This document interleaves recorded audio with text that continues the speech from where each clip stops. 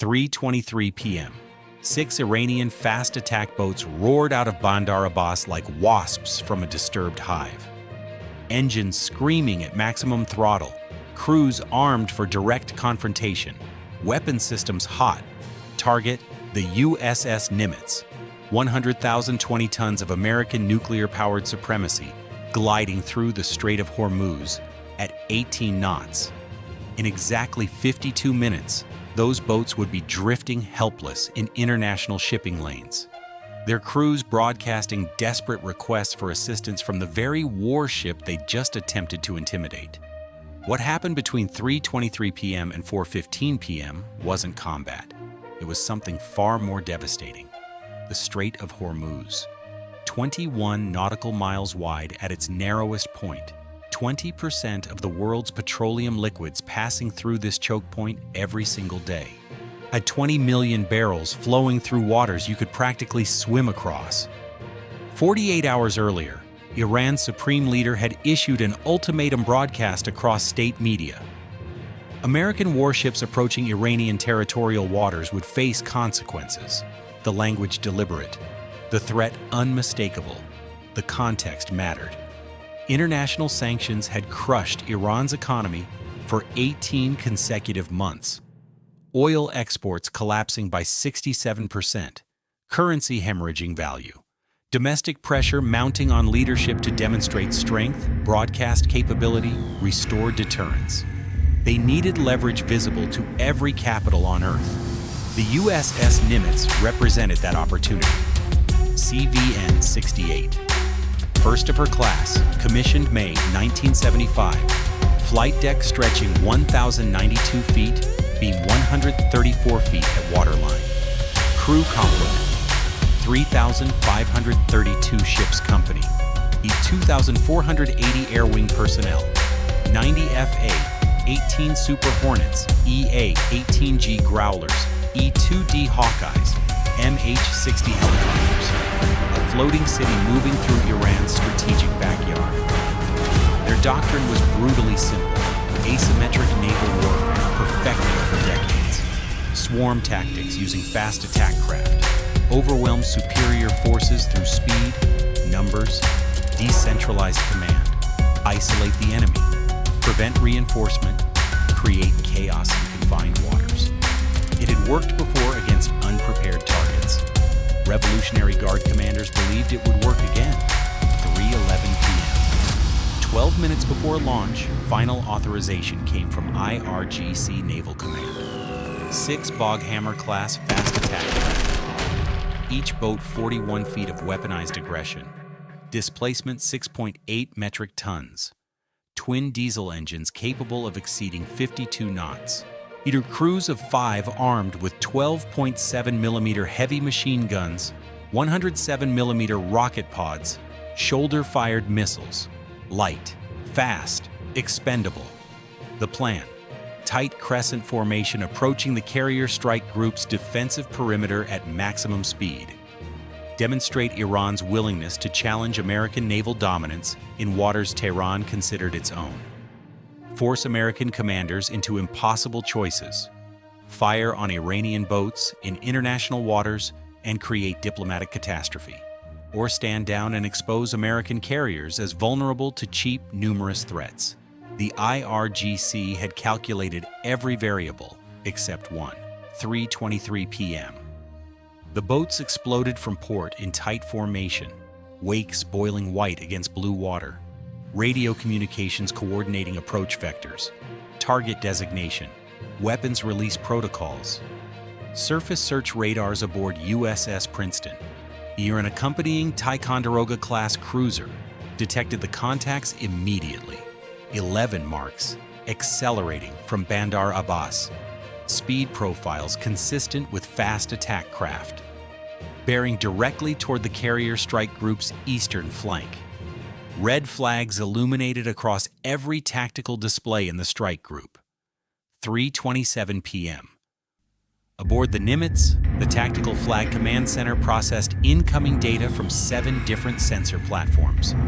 A N/SPY-1D radar painting continuous returns, Surface surveillance combining inputs from destroyers, USS Pinckney and USS Kidd, flanking the formation.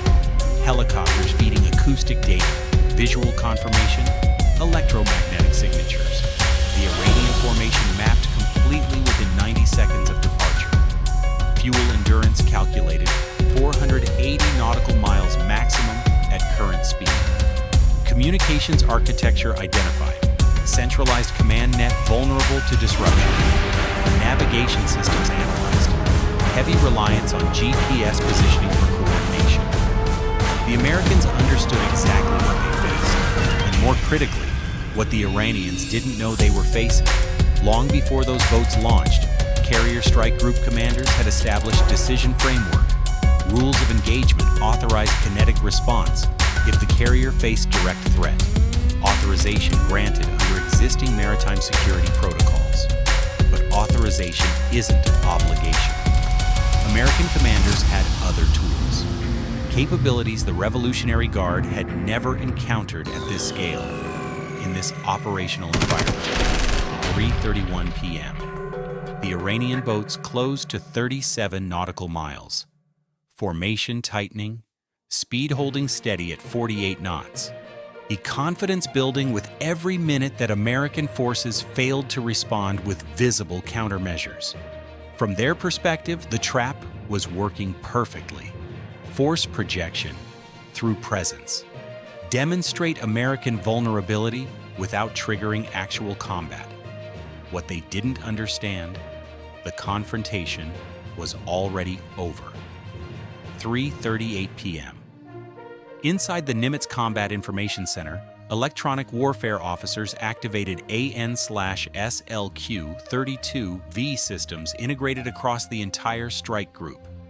Enhanced electronic attack capabilities precisely targeted against specific frequencies the Iranian boats required for coordinated operations.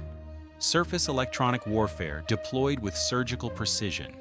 GPS signals degraded systematically. Not eliminated completely, that would be too obvious, too easily identified. Just corrupted enough to introduce navigational uncertainty. Position data drifting by meters, then tens of meters, then hundreds. Radio communications filled progressively with interference. White noise creeping into command channels. Messages requiring repetition. Coordination becoming difficult, then unreliable, then nearly impossible. The Iranian boats didn't realize immediately. These systems degrade slowly, naturally. Could be atmospheric interference, equipment malfunction, routine technical problems. By the time they understood, tactical cohesion had already fractured. 3:44 p.m. lead Iranian commander attempted to establish visual formation keeping as electronic coordination deteriorated. But at 48 knots across open water with visibility reduced by afternoon haze, Cobain Inathiolotami would maintaining tight formation without GPS reference becomes treacherous. Spacing began drifting, the crescent formation warping into a irregular cluster. Individual boats compensating independently for navigation errors, none of them realized were being induced externally. Confusion replacing confidence. Questions multiplying faster than answers. Above the waterline, everything appeared normal. 6 boats continuing aggressive approach toward American carrier. Beneath the surface, the operation was disintegrating. 3:51 p.m. Iranian boats crossed the 23 nautical mile threshold, close enough that shoulder-fired weapons entered theoretical engagement range. Close enough that American rules of engagement would justify defensive response. 2 SH-60 Seahawk helicopters lifted from Nimitz flight deck. Defensive posture, visible deterrence. A no weapons armed? No targeting radars active, just presence. The message implicit but unmistakable. You are observed. You are tracked. You are assessed completely. 3:54 p.m. Lead Iranian commander attempted radio contact with formation. Static answered. He repeated transmission. More static. Attempted backup frequency. Same result. GPS display showing position 1,200 meters different from visual estimate based on landmarks. Other boats reporting similar discrepancies. Formation coordination collapsing. The tactical plan requiring precise timing and synchronized maneuvers becoming impossible to execute. They'd trained for American kinetic response, missile launches, defensive fire, physical confrontation. They had zero doctrine for this. 4:02 p.m. The Iranian boats began slowly, not tactical decision, operational necessity. Without reliable navigation, without communications coordination, without formation cohesion, continuing the approach became dangerously reckless. Engines throttled back to 31 knots, then 24 knots. The aggressive charge becoming tentative advance. Confidence evaporating like mist under sun. American helicopters maintained overwatch, close enough to observe, far enough to communicate non-confrontational intent. No shots fired, no missiles launched, no provocative maneuvers, just electronic dominance expressed through invisible spectrum warfare. 4:08 p.m. Iranian formation halted completely, 19 nautical miles from the Nimitz. Crews attempting to diagnose cascading technical failures, GPS malfunctioning simultaneously across 6 boats. Radio communications degraded beyond operational utility, even backup systems compromised. The probability of spontaneous, simultaneous failure across independent platforms, astronomically remote. The question itself was the answer Iranian commanders would spend weeks trying to conceal. 4:11 p.m. Without navigation capability, without coordination, without clear operational picture, the Iranian boats faced stark reality. They were drifting in one of the world's busiest shipping lanes. Tankers massing 300,000 tons traversed these waters every 37 minutes. Collision risk wasn't theoretical. It was mathematical certainty without functioning navigation. 4:15 p.m. and 23 seconds. The radio transmission that sealed everything. USS Nimitz, this is Iranian naval formation, request navigation assistance. Our systems experiencing technical malfunction. Multiple vessels. Collision risk extreme. The voice, controlled but tight. A pride wrestling necessity and losing. American response came immediately. Calm, professional, utterly devastating in its restraint. Iranian vessels, we copy your situation. Stand by for escort assistance.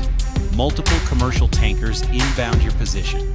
Without navigation, risk is critical. Helicopter support available if requested. No gloating, no mockery, just operational professionalism offering rescue to boats that had launched with hostile intent 52 minutes earlier. The humiliation wasn't in the words, it was in requiring them. 4:23 p.m. USS Pinckney, an Arleigh Burke-class destroyer, maneuvered to provide navigational reference for the Iranian boats, transmitted position data on maritime emergency frequencies, guided the formation clear of shipping lanes into safe waters away from commercial traffic. The Iranian crews accepted assistance without further communication. What else could they do? 4:47 p.m. Once clear of immediate collision danger, Iranian boats attempted restart of navigation systems. GPS signals began recovering, slowly, inconsistently, but functionally. Radio communications improving similarly. Interference patterns fading like they'd never existed. The systems weren't broken, they'd been controlled, and now released. The Iranian formation limped back toward Bandar Abbas at 19 knots. No formation discipline, no coordination, no radio chatter. Just 6 boats retreating in loose column. Crews processing what had occurred without understanding how. Nightfall. The Strait of Hormuz looked exactly as it had that morning. Tankers continuing eternal transit through ancient choke point. Radar screens cycling routine patterns. The flight operations continuing aboard Nimitz without interruption. To casual observers, Nothing had changed. But beneath the surface, strategic calculations had shifted permanently. Within 72 hours, footage emerged. Not American footage, that would appear adversarial. Iranian state media footage from the boats themselves, documented proof of the approach, the electronic failure, the request for assistance, the American response. Tehran intended it as propaganda, demonstrating Iranian naval courage, confronting American power. It achieved precisely the opposite. Oil markets responded within the same trading session. Initial volatility evaporating as analysts reassessed Hormuz closure scenarios. If Iran couldn't disrupt a carrier strike group without firing weapons, it couldn't credibly threaten the choke point carrying 20 million barrels daily. In conclusion, brutal and mathematical. Brent crude prices eased 4.2% within 48 hours. Insurance premiums for Gulf shipping normalized. Tanker traffic continued without pause. The Iranian threat to close Hormuz, leverage Tehran had wielded for decades, exposed as strategically hollow. 0 shots fired, 0 casualties, 0 physical damage, yet impact measurable across diplomatic calculations, market confidence, military doctrine, and Iranian domestic politics. This wasn't dramatic battle with explosions painting sunset skies orange. This was something more consequential, more permanent. 52 minutes. In that compressed time frame, Revolutionary Guard commanders learned that asymmetric naval warfare doctrine perfected against weaker adversaries offered 0 advantage against opponents who controlled the electromagnetic spectrum completely. And military observers in Beijing, Moscow, Pyongyang took notes. The lesson transcended Iran specifically. Small boat swarms, suicide drones, masked cheap platforms, all strategies depending on coordination, navigation, communications. All vulnerable to adversaries owning electronic warfare dominance. The weeks that followed confirmed the shift. Iranian naval encounters with American vessels changed behaviorally. Standoff distances increased from 500 meters to 2,000 meters. Aggressive approaches declined 73%. Provocative maneuvers nearly eliminated.